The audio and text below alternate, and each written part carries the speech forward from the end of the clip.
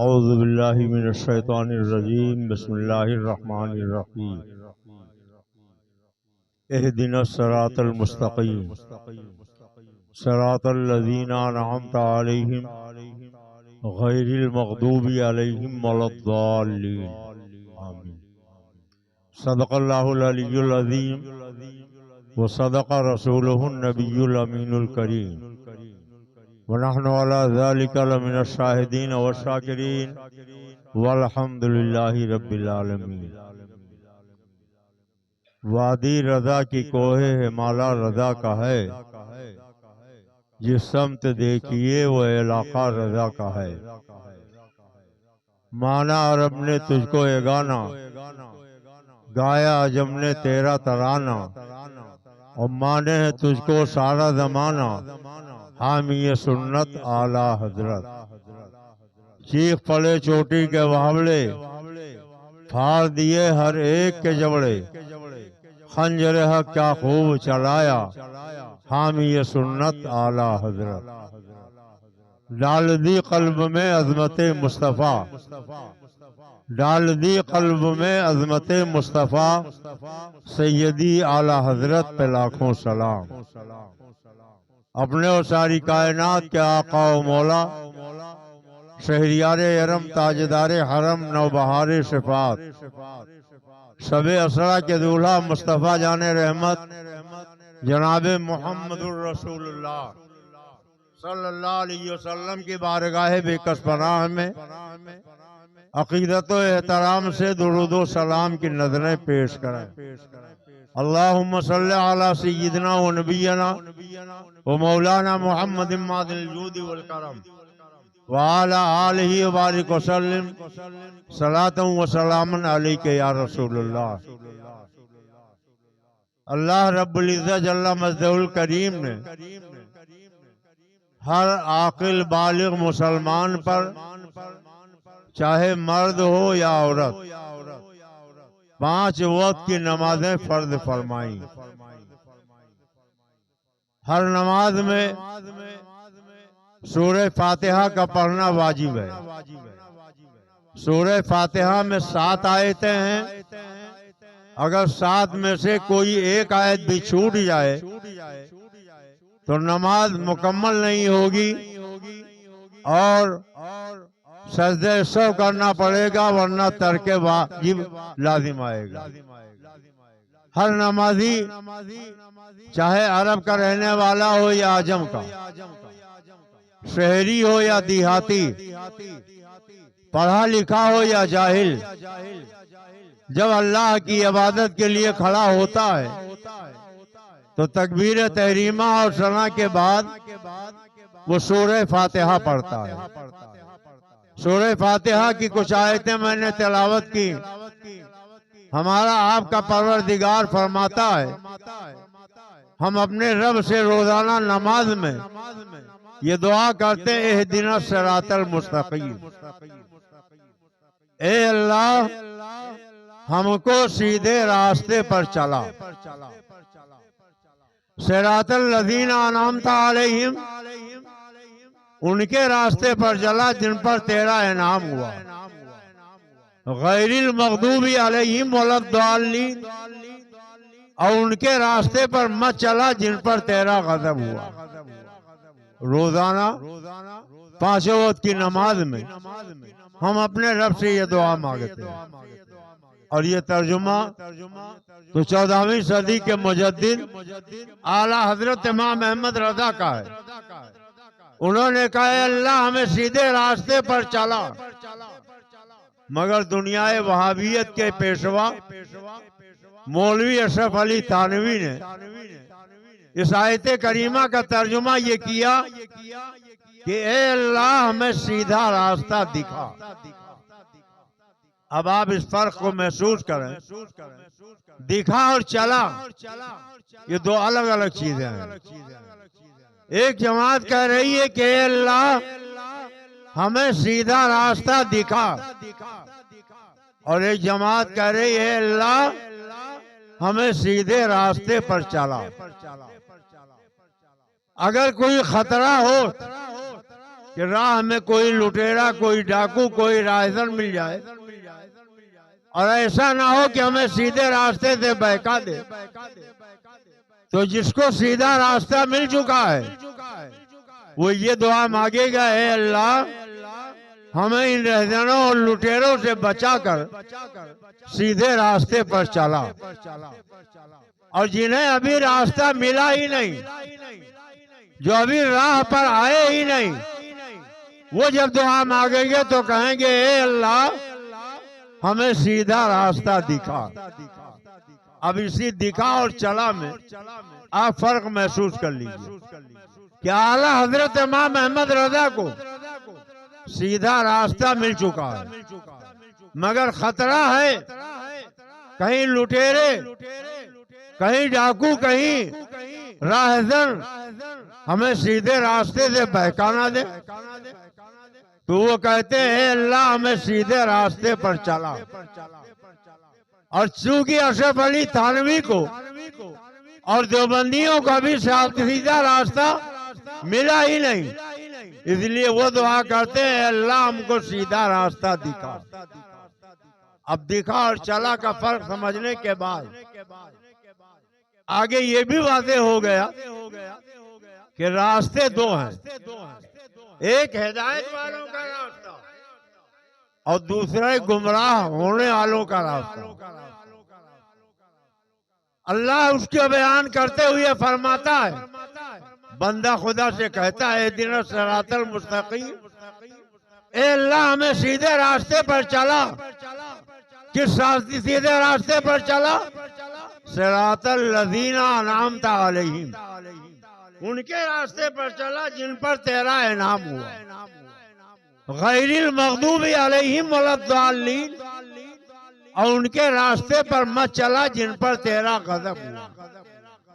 پتہ چلا دو طرح کے لوگ ہیں، ایک وہ جو انعام یافتہ ہیں اور دوسرے وہ جو گمراہ ہیں۔ انعام یافتہ کون لوگ ہیں اور گمراہ کون لوگ ہیں؟ یہ جھگڑا آج کا نہیں ہے، رودولی کا نہیں ہے، کسی خانقاہ، کسی درسگاہ، کسی مولوی، کسی ملا، کسی پیر کا نہیں ہے، بلکہ یہ جنت کا جھگڑا ہے۔ جب اللہ رب العزت نے حضرت آدم کی تخلیق فرمائی اور پتلے آدم جب بن گیا، اللہ نے حضرت آدم علیہ السلام کے پیشانی مبارک میں اپنے محبوب کا نور جلوہ کر دیا، اور جب نور پاک مصطفیٰ صلی اللہ علیہ وسلم پیشانی آدم میں نمودار ہوا تو اللہ نے فرشتوں کو حکم دیا۔ قرآن میں ہے، اللہ فرماتا اسجدوا لآدم، اے میرے فرشتوں آدم کے لیے سجدہ کرو، آدم کے لیے سجدہ کرو۔ سجدے کی دو قسمیں ہیں، ایک تو سجدے تحیت ہے اور دوسری سجدے عبادت ہے۔ عبادت کا سجدہ، بندگی کا سجدہ اللہ کے سوا کسی اور کے لیے کفر ہے، اور اگر بزرگی کا صدقہ، عبادت کا صدقہ کے بجائے احترام کا صدقہ ہو، تعظیم کا صدقہ ہو، تو وہ بھی ہماری شریعت میں اللہ کے علاوہ کسی غیر کے لیے ناجائز ہے۔ یعنی سجدہ اعلیٰ حضرت نے فرمایا کہ صرف اور صرف اللہ وحدہ لا شریک کے لیے، مگر جب اللہ ہی کہے اسجدوا لآدم تو اللہ پہ حکم کون لگا سکتا؟ اللہ نے کہا آدم کے لیے سجدہ کرو، فسجدوا، سارے فرشتوں نے سجدہ کر لیا الا ابلیس، سوائے ابلیس کے۔ کیا ابلیس سجدے کا منکر تھا؟ ابلیس تو اتنا زیادہ سجدہ کرنے والا تھا کہ 6 کروڑ سال تک اس نے سجدہ کیا. جنت میں رہتا تھا، نور کے جھولے میں بیٹھتا تھا، فرشتے اسے جھولا جھولاتے تھے، وہ فرشتوں کا استاد بن گیا تھا. 6 کروڑ سال تک اس نے سجدے کیے. اگر ابلیس کے سجدے روئے زمین پہ پھیلا دیے جائیں تو کہیں رائی کا دانہ رکھنے کی جگہ باقی نہ رہے. اتنا سجدہ اس نے کیا. تو جو اتنا سجدہ گزار تھا، سجدہ کرنے والا تھا، جب اللہ نے کہا اسجدوا لآدم، آدم کے لیے سجدہ کرو، تو ایک سجدہ کیوں نہیں کر لیا؟ اس ایک سجدے سے وہ کیوں منکر ہو گیا؟ تو اس نے کہا مولا میں تجھے تو سجدہ کروں گا، تیری عبادت تو کروں گا، تجھے تو مانوں گا، مگر تیرے علاوہ کسی اور کو سجدہ کروں، کسی اور کو مانوں، یہ میری غیرت توحید کو گوارا نہیں. ہم صرف اور صرف تجھے سجدہ کریں گے. اور جب فرشتوں نے سنا اسجدوا لآدم تو انہوں نے سر جھکا کے سجدہ کیا، عرض کیا مولا اب تک ہم تیری عبادت کرتے تھے، آج تو نے آدم کے سامنے سر جھکانے کا حکم دیا، تو اے میرے پروردگار ہم تجھے بھی مانیں گے، اور تو جسے جسے ماننے کا حکم دے گا ان سبھی کو مانیں گے. پتہ چلا توحید کی 2 قسمیں ہو گئی. ایک ہے ابلیسی توحید اور دوسری ہے ملکوتی توحید. ابلیسی توحید یہ ہے کہ صرف اللہ کو مانا جائے، اللہ کے سوا کسی کو نہ مانا جائے. اور ملکوتی توحید یہ ہے کہ اللہ کو بھی مانا جائے اور اللہ جسے جسے ماننے کا حکم دے ان سبھی کو مانا جائے. ہم یہی تو دعا مانگتے، اے اللہ ہمیں ان کے راستے پر چلا جن پر تیرا انعام ہوا. تو اگر قرآن کی تفسیر قرآن سے ہو جائے تو اس سے بڑھ کر کوئی تفسیر نہیں ہوگی. اب آئیے ذرا قرآن سے پوچھیں، اے قرآن تو بتا دے انعام یافتہ لوگ کون ہیں؟ تو اللہ قرآن میں فرماتا ہے من النبیین والصدیقین والشہداء والصالحین. اللہ کا انعام نبیوں پر ہے، صدیقین پر ہے، شہداء پر ہے، صالحین پر ہے. کون کہہ سکتا ہے کہ حضرت شیخ العالم صالحین میں نہیں؟ کون کہہ سکتا ہے حضرت شیخ سید صالحین میں نہیں؟ کون کہہ سکتا ہے مخدومے کی چوچا صالحین میں نہیں ہے؟ کون کہہ سکتا ہے وارث پاک صالحین میں نہیں ہے؟ کون کہہ سکتا ہے اعلیٰ حضرت امام احمد رضا صالحین میں نہیں؟ کون کہہ سکتا ہے سلطان الہند خواجہ غریب نواز صالحین میں نہیں ہے؟ کون کہہ سکتا ہے کہ غوث پاک صالحین میں نہیں ہے؟ تو گویا ہر نمازی نماز میں اللہ سے دعا مانگتے ہیں، اے اللہ ہمیں غوث پاک کے راستے پر چلا، خواجہ اجمیر کے راستے پر چلا، مخدومے کی چوچا کے راستے پر چلا، مخدومے رودولی کے راستے پر چلا، سلطان احمد شاہ مینا کے راستے پر چلا، وارث پاک کے راستے پر چلا، امام احمد رضا کے راستے پر چلا. اور غضب کس پر ہوا؟ جب فرشتوں نے سجدہ کر لیا، ابلیس نے نہیں سجدہ کیا تو اللہ نے ابلیس کے گلے میں توقع لعنت ڈالا، فرمایا اخرج فإنک رجیم، نکل جا تو مردود بارگاہ ہے. تو پتہ چلا فرشتے انعام یافتہ ہیں اور ابلیس بارگاہ ربوبیت کا مردود ہے. تو ہم الحمدللہ ملکوتی توحید کو مانتے، ابلیسی توحید کو نہیں مانتے. جب دنیا کے اندر ابلیسی توحید عام ہوئی، اشرف علی تھانوی نے ایک کتاب لکھی جس میں اس نے لکھا حفظ الایمان میں کہ جیسا رسول اللہ کا علم ہے نقل کفر کفر نہ باشد، ایسا معاذ اللہ شیطان، کتے، سور، انسان، حیوان، بچے، پاگل سب کو علم ہے معاذ اللہ. ایک اور کتاب لکھی گئی براہین قاطعہ، اس میں لکھا گیا شیطان کا علم رسول اللہ سے زیادہ ہے، اور شیطان کے علم کی زیادتی قرآن سے ثابت ہے، اور رسول اللہ کے علم کا زیادہ ہونا قرآن سے کہیں ثابت نہیں۔ ایک اور کتاب لکھی گئی تحذیر الناس، اس میں لکھا گیا کہ اگر ہمارے نبی کے بعد کوئی نبی آ جائے تو خاتمیت محمدی میں فرق نہیں آئے گا۔ یہ تو وہابیوں دیوبندیوں کے عقیدے تھے۔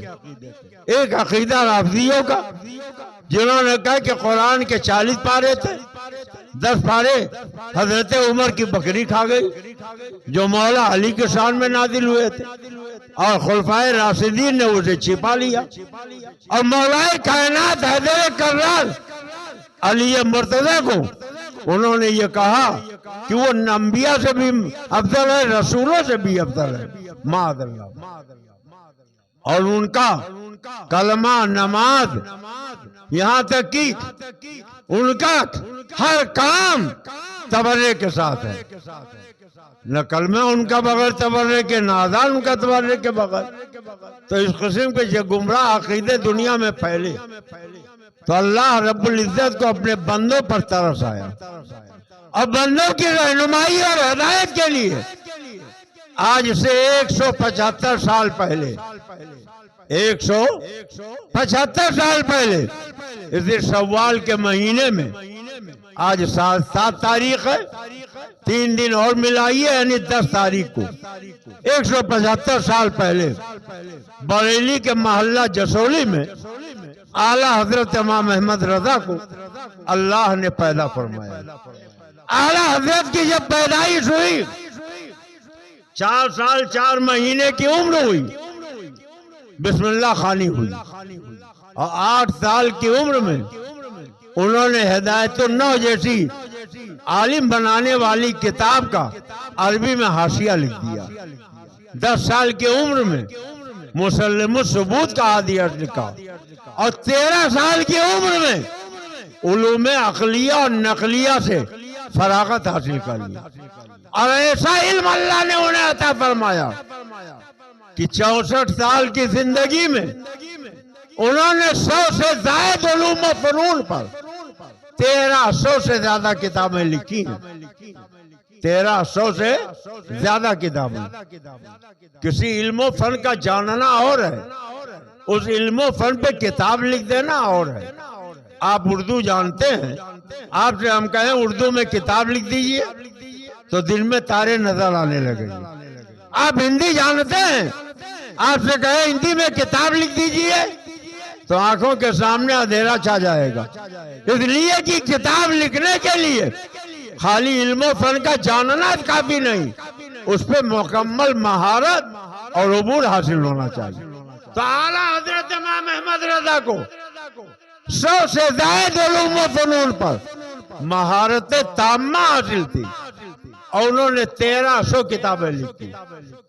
ان 1300 کتابوں میں ایک کتاب فتاوی رضویہ جس کی 32 جلدیں ہیں، 25,000 صفحات پہ جہازی سائز میں پھیلی۔ اتنی موٹی کتاب، اتنی جلدیں کہ ایک آدمی اٹھانا چاہے تو اٹھا نہ سکے۔ اور فتاوی رضویہ کی اہمیت، پہلی جلد کا جو خطبہ اعلیٰ حضرت نے لکھا ہے، آج جیسے جیسے دنیا ترقی کرتی جا رہی ہے، اعلیٰ حضرت کے علم کا سورج اور چمکتا جا رہا ہے۔ دنیا سستا ہے، اتنا علم کہاں سے ان کو آ گیا؟ یہ فتاوی رضویہ کی پہلی جلد ہے۔ اعلیٰ حضرت سے پوچھا گیا مائع مطلق اور مائع مقید کی کتنی قسمیں، یعنی وہ پانی جن سے وضو کرنا جائز اور وہ پانی جس سے وضو کرنا ناجائز، اس پانی کی قسمیں آپ بیان کر دیجئے۔ آپ سے اگر پانی کی قسمیں بیان پوچھی جائیں تو 2 4 10 سے زیادہ نہ بتا پائیں گے۔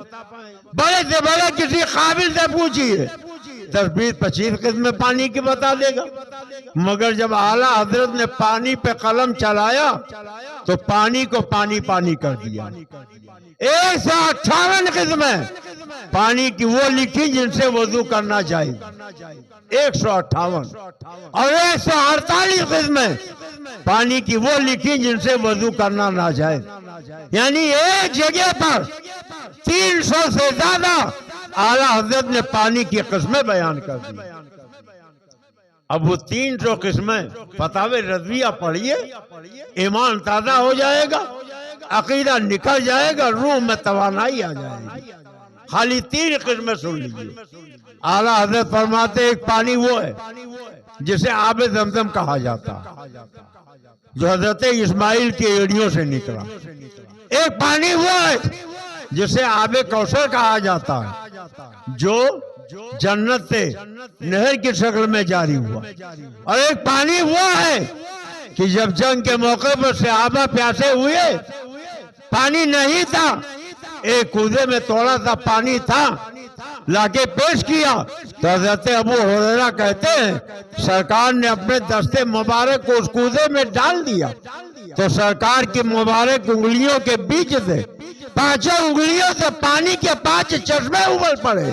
اعلیٰ حضرت کہتے ہیں انگلیاں ہیں فیض پر، ٹوٹے ہیں پیاسے جوم کر، ندیاں پنجاب رحمت کیے جاری. واہ واہ. یہ 3 قسمیں ہو گئی. ایک ہے آب زمزم، ایک ہے آب کوثر، اور ایک آب رحمت کہہ لیجیے. اب ان 3 پانیوں میں کون سب سے افضل؟ کون سب سے افضل؟ تو جب اعلیٰ حضرت نے قلم چلایا تو فرمایا یہ تو سبھی کہتے ہیں کہ سرکار کی انگلی کی گھائیوں سے جو پانی نکلا وہ آب کوثر سے بھی افضل ہے، آب زمزم سے بھی افضل. مگر کیوں افضل ہے؟ اس کی وجہ اعلیٰ حضرت بتاتے ہیں. فرماتے ہیں آب زمزم زمین سے نکلا، ایک نبی کی ایڑیوں کی ٹھوکر سے نکلا تو زمین آب زمزم کا منبع. آب کوثر جنت سے نکلا تو آب کوثر کا منبع جنت. اور یہ آب رحمت جو سرکار کی انگلی کی گھائیوں سے نکلا، یہ سرکار کے وجود سے نکلا تو وجود مصطفیٰ جنت سے بھی افضل ہے، زمین سے بھی افضل ہے. اس لیے جو پانی سرکار کی انگلیوں سے نکلا ہے وہ آب زمزم سے بھی افضل، آب کوثر سے بھی افضل ہے. اعلیٰ حضرت سے پوچھا گیا مٹی کی کتنی قسمیں ہیں جن سے تیمم کرنا چاہیے اور کتنی قسمیں جن سے تیمم کرنا ناجائز. ہمدرد کی دوائیں آپ کھاتے رہتے. ہمدرد کے بانی حکیم سعید دہلوی نے جب اعلیٰ حضرت کے فتاوی رضویہ کا مطالعہ کیا اور جب تیمم کا مسئلہ وہ پڑھنے لگے تو انہوں نے کہا علم طب میں نے بہت مہارت سے حاصل کی، پورے ملک میں ہم سے بڑا کوئی حکیم شاید نہیں ہوگا، کسی کی علمی معلومات ہم سے زیادہ نہ ہوگی، مگر مٹی کے 10-5 قسموں سے زیادہ ہمیں قسمیں نہیں معلوم. مگر جب اعلیٰ حضرت نے مٹی پہ قلم چلایا کہ کتنی قسم کی مٹی ہے جس سے تیمم کرنا جائز اور کتنی قسم کی مٹی جس سے تیمم کرنا ناجائز، تو 1000 سال میں ہزاروں فقہاء نے مل کر محنت کر کے بتایا کہ مٹی کی 74 قسمیں ہیں جن سے تیمم کرنا جائز ہے اور مٹی کی 52 قسمیں ہیں جن سے تیمم کرنا ناجائز ہے. مگر جب اعلیٰ حضرت نے تیمم کے مسئلے پر قلم چلایا تو مٹی کو 74 کے بجائے 104 کا اضافہ اس میں کر دیا اور 52 میں 78 کا اضافہ کر دیا. یعنی 1000 سال میں ہزاروں فقہاء نے جتنا کام کیا تھا اعلیٰ حضرت نے تنہا اس کو دگنا سے گنا بلکہ کہیں زیادہ پہنچا دیا. تحدیث نعمت کے طور پہ خود ہی فرماتے ملک سخن کے شاہی تم کو رضا مسلم جس سمت آ گئے ہو سکے بیٹھا دیے. کون ہے اعلیٰ حضرت؟ کیا ہے اعلیٰ حضرت؟ علی گڑھ مسلم یونیورسٹی کے وائس چانسلر سر ضیاء الدین ریاضی کے مسئلے میں الجھ گئے.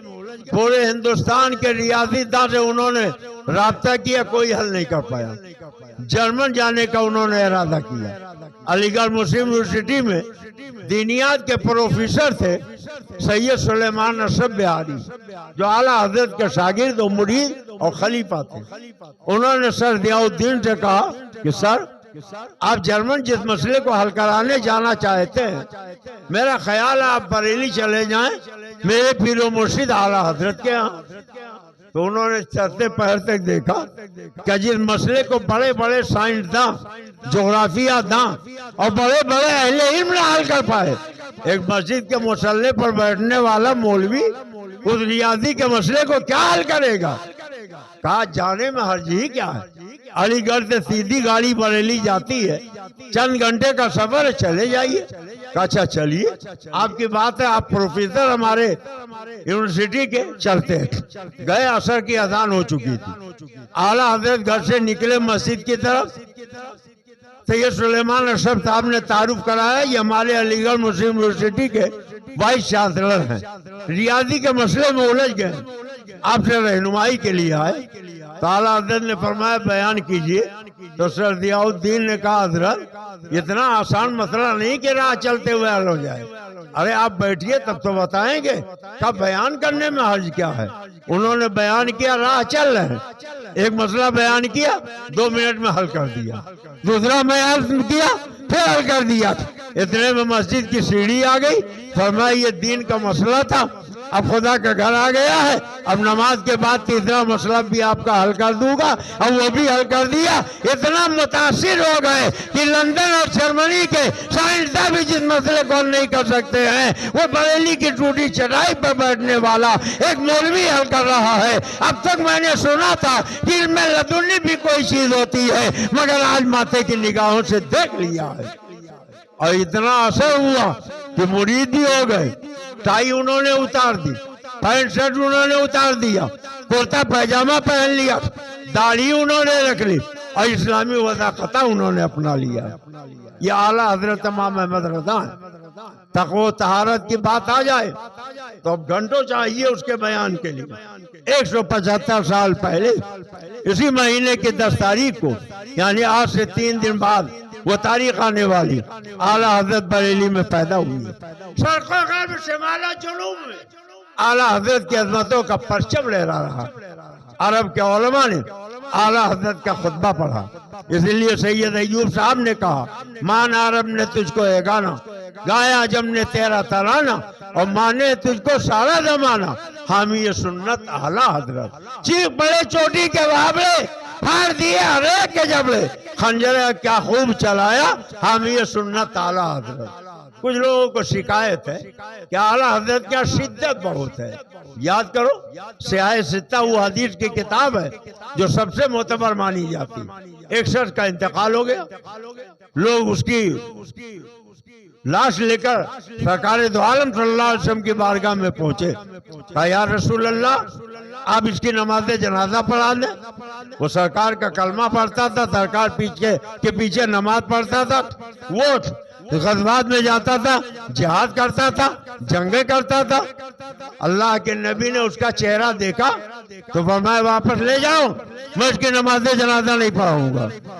صحابہ نے کہا یا رسول اللہ آج تک آپ نے کسی کی نماز جنازہ پڑھنے سے انکار نہیں کیا، آج اس کا انکار کیوں کر دیا؟ تو فرمایا کہ تم نے نہیں پہچانا، یہ وہی شخص ہے جو کلمہ نماز تو پڑھتا تھا مگر میرے عثمان کو گالیاں دیتا تھا۔ پتہ چلا جو حضرت عثمان ذی النورین کو گالیاں دے، خود اللہ کے رسول نے اس کے نماز جنازہ نہیں پڑھائی، تو جو سیدنا صدیق اکبر کی بارگاہ میں تبرہ بکے، حضرت فاروق اعظم کی بارگاہ میں گستاخی کرے، رسول خدا کے دربار میں بے ادبی کرے، اس کی نماز جنازہ کیسے پڑھ لیتے ہو؟ قرآن میں اللہ فرماتا ہے لا تصلی علی احد منهم مات ابدا ولا تقم علی قبرہ، اگر یہ بے ایمان نبی کے دشمن مر جائیں تو ان کی نماز جنازہ مت پڑھنا، ان کی قبر میں کھڑے مت ہونا۔ تو اعلیٰ حضرت نے اپنے گھر سے کوئی فرمان نازل نہیں کیا، وہی کیا جو اللہ اور رسول نے ان کے اوپر لازم قرار دیا تھا۔ اعلیٰ حضرت کا احسان ہے ہمارے اوپر کہ ہمیں انہوں نے سچا مسلک عطا کیا۔ حضرات آج بھی اعلیٰ حضرت کا فیضان ہم کو مل رہا ہے۔ ابھی کچھ دنوں پہلے آپ نے دیکھا کہ ہمارے ملک میں قانون آیا کہ مدرسے جو مانیتا پراپت نہیں ہیں ان میں تالے ڈال دیے جائیں۔ بہت سی بلڈنگیں بلڈوزر لگا کے ڈھا دی گئی، بہت سے مدرسوں میں تالا ڈال دیا گیا، مگر ہمارا ملک سیکولر ملک ہے، ہائی کورٹ نے فیصلہ کیا کسی بھی درسگاہ کو نہ تو بلڈوزر سے ڈھایا جا سکتا ہے نہ تالا ڈالا جا سکتا، اور جن عمارتوں کو گرایا گیا اسے دوبارہ تعمیر کیا جائے، اور جہاں تالے پڑے تالا کھولا جائے۔ کہیں بھی پڑھائی ہو سکتی ہے، چاہے مسجد ہو یا مدرسہ، ورنہ قانون تو یہ بنایا گیا تھا کہ آپ مسجد میں، مدرسے میں، اپنے گھر میں اگر آپ تعلیم دیں گے تو 1 لاکھ روپے جرمانہ، 10,000 روپے روزانہ جرمانہ۔ مگر آج ہمارے ملک کے اس اچھے قانون نے فیصلہ کر دیا، اب آپ کہیں بھی مدرسہ قائم کر سکتے ہیں، درسگاہ چلا سکتے ہیں۔ پھر کہا گیا کہ نہیں، یہ بیٹی جانچ کرے گی۔ سپریم کورٹ نے کہا کہ زکوٰۃ، فطرہ، عطیات دے کر لوگ مدرسے چلاتے، آپ کو کیا پہنچتا ہے کہ آپ ان کی جانچ کریں؟ آپ جانچ بھی نہیں کر سکتے۔ ابھی کچھ دنوں پہلے ایک اور قانون لایا گیا کہ ہر اسکول میں، ہر مدرسے میں ایک ایسا ترانہ گایا جائے جس کے کچھ بول، کچھ شعر شریعت کے خلاف تھے۔ ہماری شریعت نے ان سے روکا تھا۔ پورے ملک میں ایک کوہرام برپا تھا۔ بریلی شریف مفتی اعظم کے ایک مرید جناب سید نوری صاحب جو بمبئی میں رہتے ہیں، رضا اکیڈمی کے نام سے انہوں نے ایک تنظیم قائم کر رکھی۔ وہ سپریم کورٹ گئے، پوری سوشل میڈیا آپ اٹھا کے دیکھیے بھری پڑی ہے کہ سید نوری صاحب نے رضا اکیڈمی کی طرف سے سپریم کورٹ میں یہ گہار لگائی، تو سپریم کورٹ نے کہا اس کے لیے کوئی جرمانہ نہیں، اور یہ آپ کی عرضی سننے کے لائق نہیں۔ ایسا کوئی قانون ہے ہی نہیں، ایسا کوئی دستور ہے ہی نہیں کہ کسی کو مذہب کے خلاف کوئی شعر پڑھنے پر مجبور کیا جائے۔ اگر کوئی آپ کے اوپر جبریہ تھوپتا ہے تو کورٹ کا دروازہ کھلا ہوا ہے، آپ آئیے، ہم انصاف کریں گے۔ آپ جو شعر آپ کا مذہب اجازت دے وہ پڑھیے، اور جو اجازت نہ دے وہ نہ پڑھیے۔ ایسا کوئی کر ہی نہیں سکتا۔ اللہ کا شکر ہے کہ یہ رضا اکیڈمی جو اعلیٰ حضرت کے نام پر قائم ہے، اس کے سر یہ سہرا جاتا ہے۔ ہم رضا اکیڈمی کے بانی سید نوری کا بھی شکریہ ادا کرتے ہیں، ہائی کورٹ، سپریم کورٹ کا بھی شکریہ ادا کرتے ہیں کہ جس نے ملک کے سیکولرزم کی لاج رکھی اور ہمیں کسی جبریہ قانون پر عمل کرنے کے لیے مجبور نہیں کیا۔ کسی کہنے والے نے کہا طول غم حیات سے گھبرا نہ ہے جگر، ایسی بھی کوئی شام ہے جس کی سیر نہیں، رات کتنی ہی لمبی کیوں نہ ہو صبح کا سویرا آئے گا۔ اور اس لیے یہ کار استو آئے تو مرزا چنی کنن، آپ ایسے کام کیجئے۔ اعلیٰ حضرت فرماتے نہ ہو مایوس، آتی ہے سزا گورے غریباں سے، نبی امت کا حامی ہے، خدا بندوں کا والی ہے۔ اللہ وعدہ فرماتا وَلَا تَهِنُوا وَلَا تَحْزَنُوا وَأَنْتُمُ الْأَعْلَوْنَ إِن كُنتُم مُؤْمِنِينَ، سستی نہ کرو، غم نہ کھاؤ، تمہیں غالب رہو گے اگر ایمان رکھتے ہو۔ اگر ایمان کامل ہے تو غلبہ تمہارے لیے، نصرت تمہارے لیے، کامیابی تمہارے لیے۔ شرط یہ سے ایمانوں میں مومن کامل بن جاؤ۔ اعلیٰ حضرت امام احمد رضا کا 175واں سالانہ یوم ولادت 10 شوال کو دوشنبہ کے دن پڑ رہا۔ اللہ توفیق دے تو اعلیٰ حضرت کی بارگاہ میں خراج عقیدت پیش کیجیے، جن کا فیضان کل بھی برس رہا تھا، آج بھی برس رہا ہے۔ اعلیٰ حضرت کی کتابیں آج دنیا میں اس کا ترجمہ ہو رہا ہے، اعلیٰ حضرت پر ریسرچ ہو رہا ہے، ڈاکٹر لوگ بن رہے ہیں اعلیٰ حضرت کی کتابوں پر تحقیق کر کے، اور آج اعلیٰ حضرت کی عظمتوں کا پرچم پوری دنیا میں لہرا رہا ہے۔ اللہ تعالی ہمیں مسلک اعلیٰ حضرت پر چلنے کی توفیق عطا فرمائے۔ کسی نے بڑی اچھی بات کہی تھی کہ اعلیٰ حضرت کے نام پہ تو ٹرینیں چل رہی ہیں، اور ان کے مولویوں کے نام پہ ایک کھڑکھڑا بھی نہیں چلتا ہے، ایک ٹیمپو بھی نہیں چلتا ہے۔ جیسے جیسے دنیا آگے بڑھتی جائے گی، حق کا پرچم اور لہراتا جائے گا۔ آپ پیارے حق میں رہتے ہو، اللہ تعالی حق بولنے، حق سننے، حق پر عمل کرنے کی توفیق عطا فرمائے۔ السلام علیکم۔